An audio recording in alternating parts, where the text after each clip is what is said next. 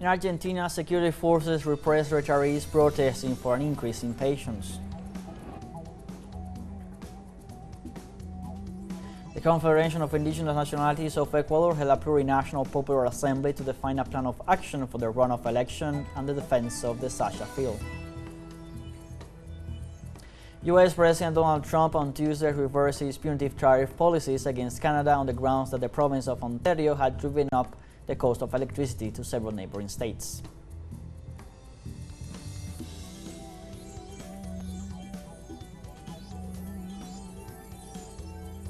Hello, welcome to From the South. I'm Luis Alberto Matos from the teleSUR studios in Caracas, Venezuela. We'll begin with the news. Stay with us.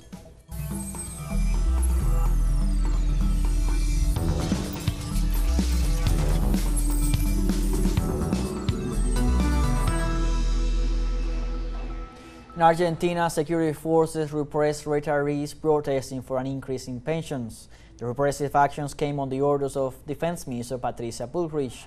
Supporters and retirees were peacefully demonstrating in the vicinity of the National Congress to express their opposition to Javier Milei's austerity measures. 1,000 members of different federal forces fired tear gas, used physical force, and water trucks to disperse the protests. During the repression, at least one person was detained by the security forces.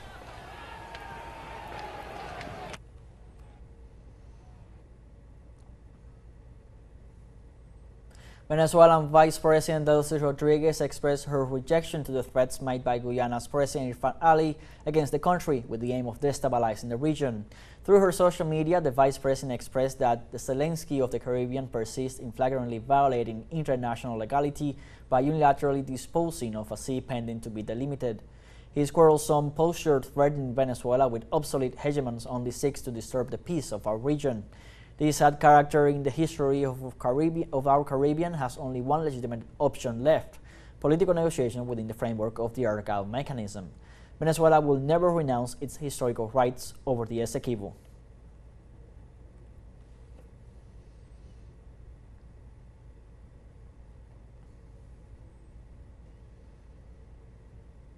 And in Venezuela, the Popular Communication National Workshop to strengthen revolutionary communication and counteract digital manipulation of global capitalism moves forward on its second day.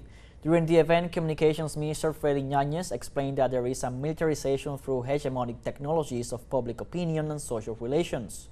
Furthermore, Ñañez stated that with new technologies, the Olympic brain is activated to have a perception of reality. The Venezuelan official also reported that the workshop deals with the most advanced concepts in political and sociological terms.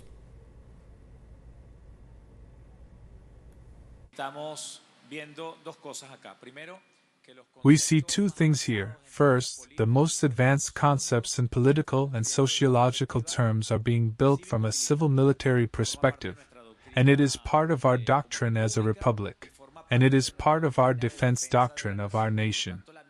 Therefore, what has been analyzed and built in our own theory regarding the new forms of warfare, the blurred warfare we have called it, is part of the battle you are fighting every day, whether we know it or not. The Confederation of Indigenous Nationalities of Ecuador held a plurinational popular assembly to define a plan of action for the runoff election and the defense of the Sasha field. The convention aimed at establishing a consensus position with a view to the two candidates for the next ballot in April. Such as unanimous position was not achieved during the first round due to divergences within the Amazonian groups. Several organizations of the Central Highlands supported the candidacy of President Daniel Noboa, while the National Federation of Farmers, Indigenous and Black Organizations is leaning towards the campaign of Luisa Gonzalez. In this regard, CONAIE President Leonidas Issa reaffirmed his commitment to democratic respect of all positions within the movement.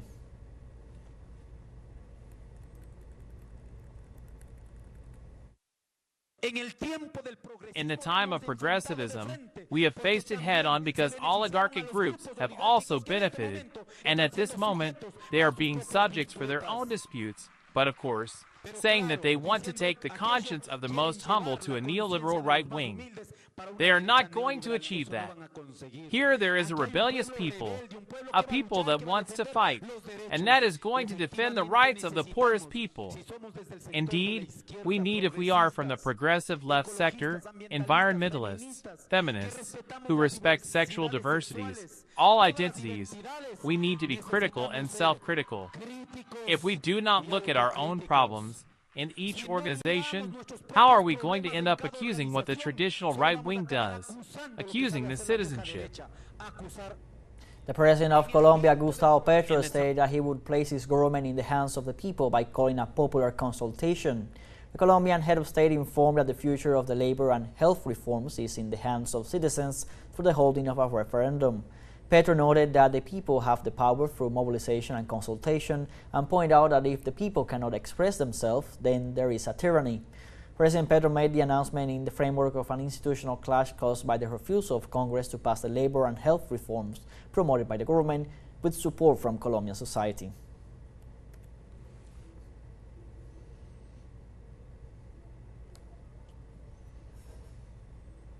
Regarding the Senate's verdict, several social organizations mobilized to the National Congress headquarters in defense of the labor reform, in addition to condemning the initiative that could threaten labor rights. Some spokespersons demanded its recovery of the rights of the working class, such as the labor nature of the apprenticeship contract. They claim that Congress seeks to favor the employers only through the exemption of the corporate monetization.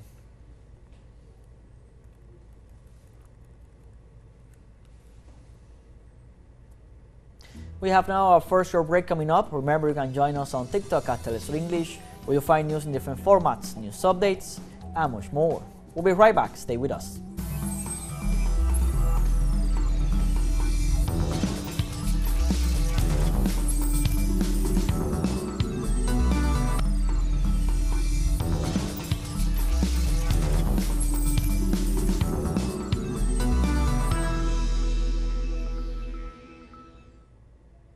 Welcome back. Honduran President Xiomara Castro addressed the nation at the inauguration of the expansion of a power substation in Siguatepeque in the Comayagua Department. During her speech, Castro emphasized her government's achievements, among them the health and safety projects and the focus on a more sustainable and qualitative energy, evidenced with the inauguration of the power substation, which will better the quality of life of nearby residents. In this context, the president touched on the recent primary polls in the country, congratulating both the Honduran people for the high turnout and the elected candidates, and urging politicians to respect the people and guarantee transparency on all instances of the electoral process.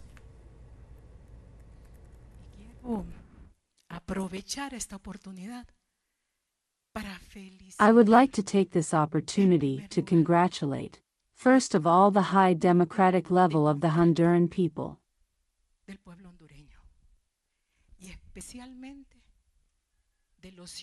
and especially the citizens who were waiting in those sectors for the ballot boxes to arrive to be able to exercise their right to vote.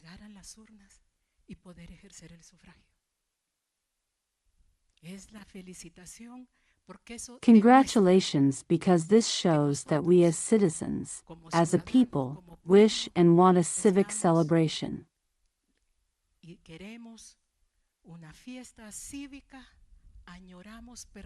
We permanently long for democracy to be respected and for the will of the Honduran people to be respected at all times.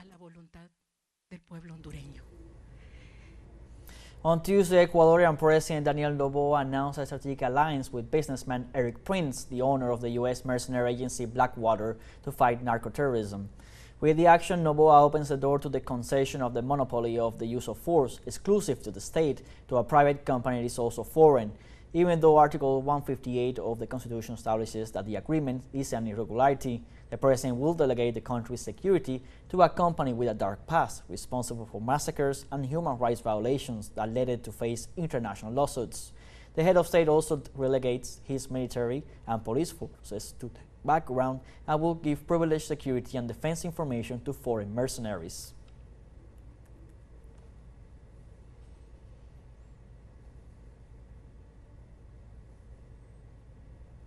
And the lower chamber of the Mexican Congress approved on Tuesday the constitutional reforms in regard to national sovereignty sent by President Claudia Sheinbaum. The resolution, which was approved in particular with 327 votes in favor and 116 against, sets the requirement of preventive jail time to the crime of terrorism, including arms trafficking. It also states that no foreign intervention will be allowed or tolerated under any circumstance.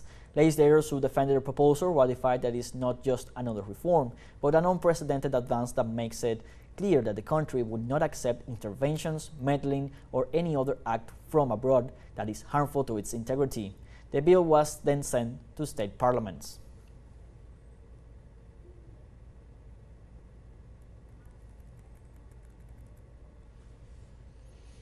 In the Cuban capital, Havana, experts from the National Statistics and Information Office presented the Cuba Observatory on Gender Equality to ambassadors and representatives of the European Union in the Caribbean island.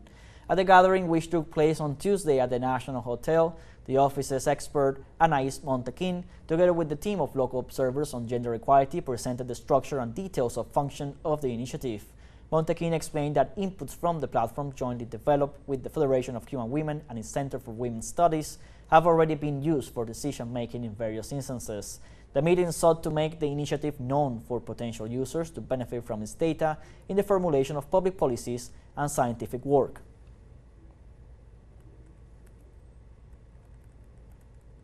In the National Women's Program, the indicators that we have here, the 33 indicators, serve as a basis for monitoring public policies where we are working. We have many challenges, and we think that every day, even with this type of events, with the exchanges we have, new contributions emerge and new paths towards which we can start to move. The ambassador of the European Union to Cuba, Isabel Pedrosa, highlights the advances of the matter in Cuba. It is an incomplete task. We can always be moving forward, and Cuba stands out for its progress in terms of the regulatory framework, creativity, women occupying outstanding positions in different areas. It is a task that is not finished, and it is always necessary to continue working, interpreting the figures, the names, to see where there is room for improvement. And on Tuesday, Brazilian President Luiz Inácio da Silva had a phone call with UN Secretary General Antonio Guterres concerning the organization of the Climate Change Conference COP30 that will take place in Para in November. The leaders' meeting is set to assess the progress of the Brazil-UN Alliance for Climate Ambition. In addition to advancing the development of targets, the conference will discuss ways to strengthen multilateralism to respond collectively to the challenge of climate change. In this regard, Guterres noted that more than 30 countries have been contacted and all are working to present their new climate change targets soon.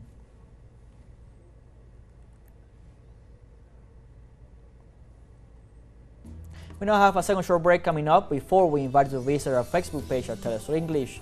There you'll be able to watch our top stories, special live coverage, and much more. Follow our page and activate the notification button to stay up to date on the world's most recent events. One short break, we'll be right back.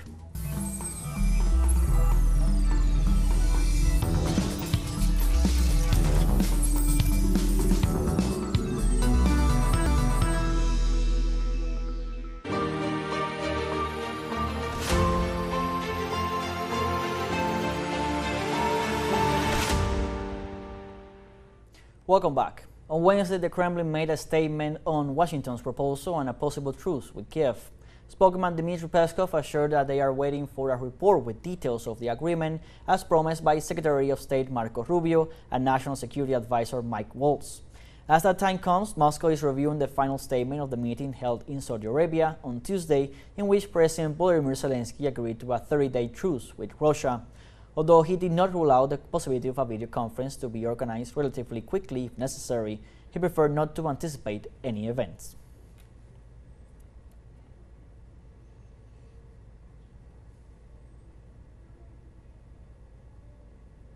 And the Kremlin will not consent to Ukrainian decisions that put at risk citizens who identify themselves with Russian culture on the territory of Ukraine. Ahead of a possible peace deal with the Kiev regime, the Russian government ensured it would not accept resolutions that may affect or endanger the safety of and life of citizens. The Kremlin further noted that Ukrainian measures should not have been focused on just the territory, as these laws issued by the Zelensky administration were seeking to deprive citizens of their historical Russian roots. Moreover, the Russian Foreign Ministry stressed the importance of the land and the efforts of villagers to preserve their cultural identity.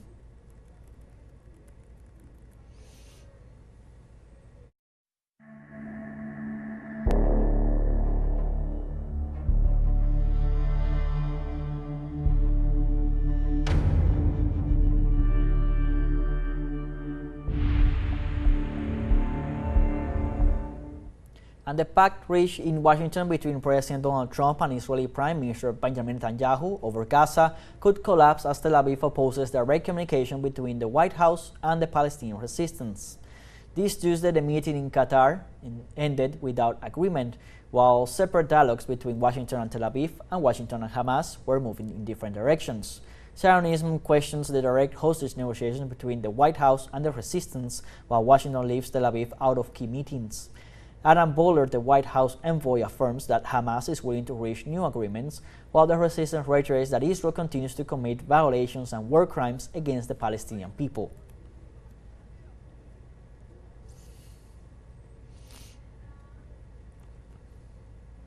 And Yemeni forces have resumed the naval blockade against the Israeli occupier, effectively launching the operation after the expiration of the deadline given to the genocidal regime to reopen the border crossings. Precisely, the leader of the Ansarullah movement, Abdul Malik al-Houthi, gave the mediators a deadline to allow the entry of humanitarian aid and to restore power to the Gaza Strip. As the cut continues, from Wednesday, the naval blockade against Israel will be enforced in the Red Sea, the Arabian Sea, the Strait of Bab al-Mandab, and the Gulf of Aden, and will be maintained until the genocidal occupier meets the demands set in solidarity with the Palestinian people.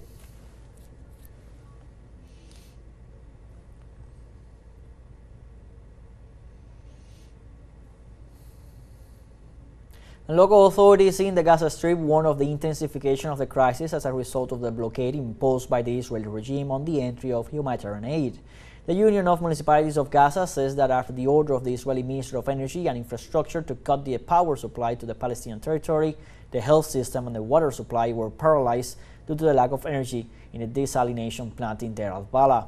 In this regard, the Palestinian government denounces that Israel is exposing the lives of more than 25,000 patients to the impossibility of receiving the treatment they require.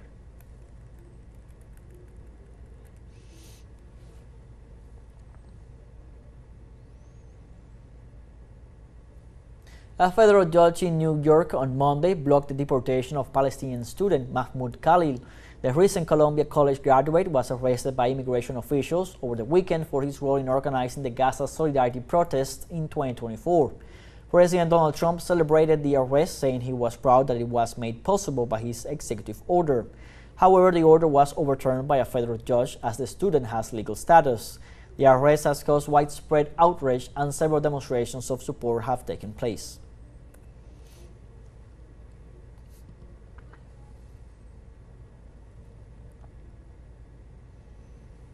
U.S. President Donald Trump on Tuesday reversed his punitive tariff policies against Canada on the grounds that the province of Ontario had driven up the cost of power to several neighboring states. The U.S. Senior Counselor for Trade and Manufacturing, Peter Navarro, highlighted that the U.S. President reversed his decision to double tariffs on Canadian steel and aluminum following a deal with Ontario Premier Doug Ford. The Canadian authority confirmed that he had received call from the U.S. Commerce Secretary Howard Lutnick, with whom he agreed on abrogating price increase.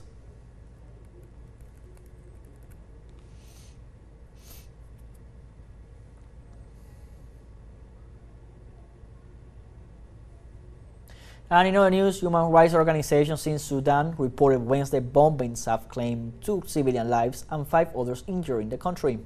These organizations announced military planes had launched attacks on 2 markets and a mine in an attempt to evict residential areas. They further described these aggressions as a war crime. In all, over 14 million Sudanese have been displaced from their homes due to the armed conflict between the military and the rapid support forces. Amid this situation, the movements denounced the severe shortage of food and medical supplies in the country, which has triggered the death of the elderly and children.